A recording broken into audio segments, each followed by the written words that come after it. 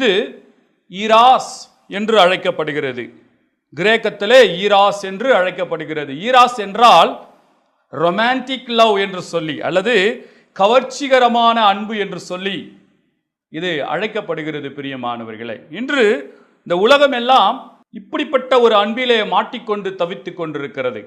வாலிப சகோதரர்கள் சகோதரிகள் அநேக பேர் இதிலே மாட்டிக்கொண்டு இந்த கவர்ச்சிகரமான அன்பிலே மாட்டிக்கொண்டு வெளிவர முடியாமல் தங்களுடைய வாழ்க்கையிலே அநேக காரியங்களை கெடுத்து கொண்டிருக்கிறார்கள். இது எப்பொழுதுமே இந்த அன்பிலே இருக்கிறவர்களை மயக்கத்திலேயே வைத்திருக்கும். சிம்சோனை கூட இந்த அன்பு விடவில்லை. சிம்சோன் தெலீலாளுடைய அன்பினாலே மயங்கி போய் அவளுடைய மடியிலே படுத்து கிடந்தான் என்று சொல்லி நம் வசனங்களை வாசிக்கும் பொழுது தெளிவாக நமக்கு புலப்படுகிறது. பிரியமானவர்களே, ஒரு வசனத்தை வாசிப்போம்.